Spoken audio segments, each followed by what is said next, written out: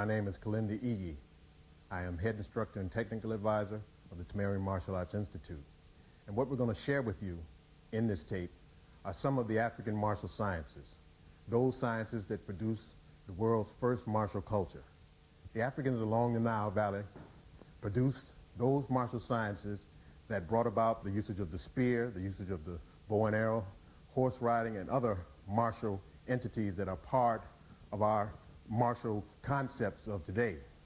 Moving along the Nile Valley, those Africans moved out into other places of the world, into Indonesia, into the Philippines, into India, into China, and other places, bringing not only martial knowledge, but also philosophical and cultural knowledge that was exchanged with the peoples in those particular areas. The African sciences are vast. They move in and out of the 13 million square miles of Africa. In the south, we have the Zulu people with Zulu Impi, which is a very powerful martial art developed by Shaka. We have in the north those martial sciences coming from the Nile Valley with Tutmos I and II and III, also with Ramesses II, who were great warriors. We have the great Ashanti empires in the west, the Ghana, Mali, and Songhai empires, all produced great, powerful warriors. What we're going to do in this tape is give you a basic understanding of some of the concepts that are inside of the African martial sciences. These martial arts are given to us by the ancestors, those who have come before. What we're going to do is share. What we're going to do is show you those martial concepts that come from the dance movement. What we're going to do is show you some of the dance and move into the realm of possibility, into the realm also of probability, and show you what martial movements can be derived from the dance. Let's get busy. What we're going to do now is move to the dance portion and the fighting portion of our tape. First movement we're going to show, and that we teach at Tamari Martial Arts Institute, is the utilization of the circle, an understanding of the universal principle. The arms will move in 360 degrees each arm.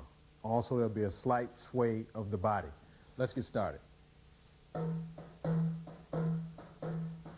As you can see, the hands are covering the body.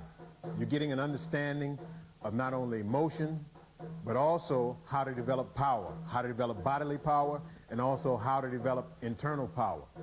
The hands are blocking in 360 degrees so that you get an understanding of the full circle. They cover the groin area, they cover the head area.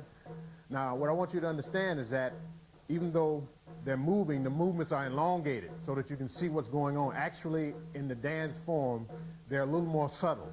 They're a little more tight. So what we're going to show is a few variations as far as movement and get an understanding of that. Then we're going to move straight into the realm of possibility and probability. The movements can go from back and forth, side to side, stepping with footwork, all the different movements.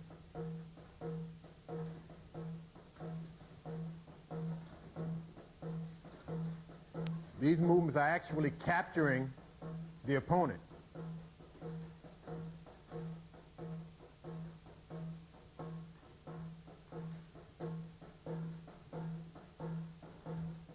Very good. Go back and sing.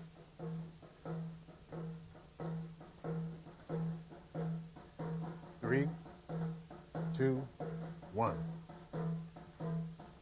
Thank you. Now what we're going to do is move into the realm of possibility and probability. Those movements that we can derive from the dance form and relate into martial knowledge. So we're going to take that actual movement and do it with the person. So that when he punches, these are the movements that we worked with the dance, so that you get an understanding of how they relate from moving from the dance into the fighting actuality. So we parry, we lift, we pull, and we move into the same position. Once again, we parry with the step, we lift with the step, and we pull with the step, keeping the same configuration. Now, this can be utilized with an aggressive pull to be able to pull the opponent off balance. In other words, as he punches here, this way. Once more. To pull the opponent off balance. Then we can move into being able to tighten him up a little bit with hands, with knees, with feet, with the head, because all the particular weapons and tools of the body are utilized to destroy the opponent. So when he punches here,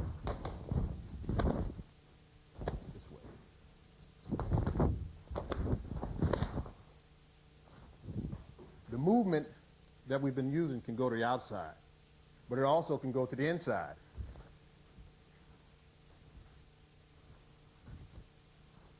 With the step, the hand hits and we pull, coordinating the movement.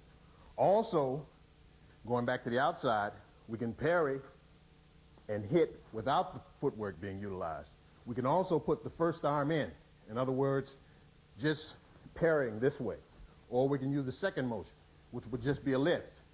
Or we could just pull on any part of the body once we moved in. Say he punches, and I move in. Instead of jerking here, what I could do is move inside of the body, and I could jerk his ear or jerk some part of his anatomy. And that's utilized as far as developing the power from the dance. Also, the second hand is utilized to monitor his second arm. In other words, his rear punch. If we move out, this hand monitors the rear hand. Let's move a little faster. Here.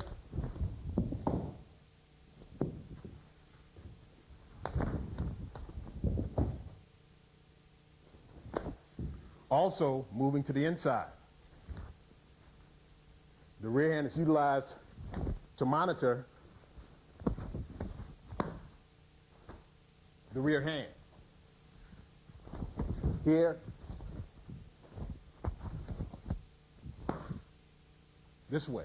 So the dance movement can be utilized inside or can be utilized outside to be able to parry, to be able to hit or claw, to be able to pull not only the arm, but also different portions of the anatomy, and also get a better understanding of how kinetically we can move. Thank you.